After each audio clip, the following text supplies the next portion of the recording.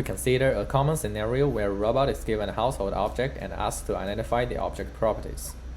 For instance, in the query of is this object red and soft, words like red and soft are referred to as perceivable attributes. Objects may have many attributes like blue, full, and cylindrical. Some of these attributes that related to colors can be identified using vision-based methods, but other attributes like full and medium weight are not that straightforward.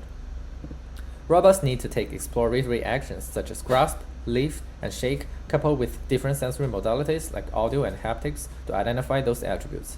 The objective for robot attribute identification is to sequentially select exploratory actions while minimizing the total action cost. Robot attribute identification assumes the availability of a classifier psi. Robot attribute learning algorithms can train the classifier psi. Existing works assume the dataset is provided beforehand, so they are considered offline. Offline robot attribute learning algorithms require large amounts of object exploration data, which is very expensive to collect. Thus, we focus on a novel online robot attribute learning setting, where the robot learns and identifies attributes at the same time. Then we proposed an algorithm called Information-Theoretic reward shaping for online attribute learning. In the standard POMDPs, observation and reward functions are independently developed. In our method, we dynamically shape the reward using the observation function as well as the robot's interaction experience. We demonstrated the learn action policy on a UR5E robot. The robot was given a task to identify if an Opic bottle is empty. This is a multicolored container half full of beans, so the answer should be no.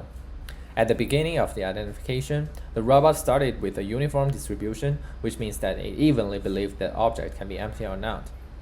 When in the early learning phase, the robot assumed that most actions were not useful due to the lack of sensory data. As a result, it sequentially executed action look, push, reignite, look, and push again according to the computed policy pi. However, pushing the object was not effective enough to identify empty, so the robot wrongly reported yes at the end of the trial. After multiple trials of interactions, the robot collected more sensory data that are labeled with empty or not empty, and the data can be used to train and improve the perception model for this attribute.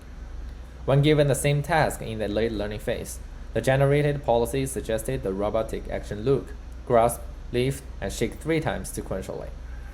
Compared to the taking action push, the robot now believes that shaking it can be more informative to tell whether it's empty or not.